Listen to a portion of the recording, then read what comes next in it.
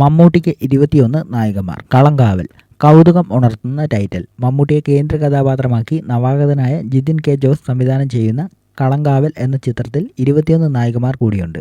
രജിഷ വിജയൻ, ഗായത്രി അരുൺ എന്നിവർ ഉൾപ്പെടുന്നതാണ് നായികമാർ. ആദ്യമായാണ് മമ്മൂട്ടി ചിത്രത്തിൽ 21 നായികമാർ. മമ്മൂട്ടി ചിത്രത്തിൽ രജിഷ വിജയൻ എത്തുന്നതും ആദ്യമാണ്. എന്നാൽ വൺ സിനിമയിൽ മമ്മൂട്ടിയോടൊപ്പം ഗായത്രി അരുൺ അഭിനയിച്ചിട്ടുണ്ട്. മമ്മൂട്ടിയുടെ വ്യത്യസ്ത ഭാവം കാണുമെന്ന് ഉറപ്പു നൽകുന്ന ഫസ്റ്റ് ലുക്ക് പോസ്റ്റർ പുറത്തിറങ്ങിയത് മുതൽ കളങ്കാവലിനെ ഉറ്റുനോക്കുകയാണ് പ്രേക്ഷകർ. സിനിമയിൽ മമ്മൂട്ടി പ്രതിനായക വേഷത്തിലും വിനായകൻ നായകനും എന്ന തരത്തിൽ ചർച്ചകൾ ഉയരുകയും ചെയ്തു.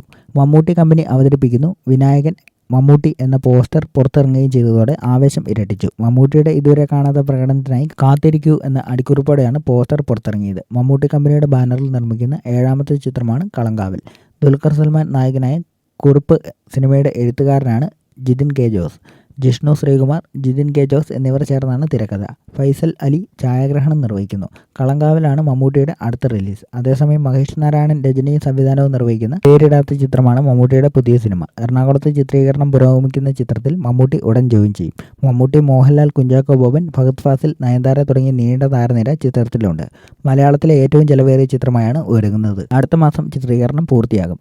അമൽ നീരദ്, നിതിൻ സഹദേവ് എന്നീ സംവിധായകരുടെ ചിത്രങ്ങൾ മമ്മൂട്ടിയെ കാത്തിരിക്കുന്നുണ്ട്. അമൽ നീരദ് ചിത്രം ബിലാൽ ആയിരിക്കുമെന്നാണ് വാർത്തകൾ. ഫാമിലിക്ക് ശേഷം നിതിൻ സഹദേവ് സംവിധാനം ചെയ്യുന്ന ചിത്രം ഈ വർഷം അവസാനം ചിത്രീകരണം ആരംഭിക്കാനാണ് ഒരുങ്ങുന്നത്. നടൻ അനുരാജ് ഓബിയും നിതിൻ സഹദേവനും ചേർന്നാണ് രചന.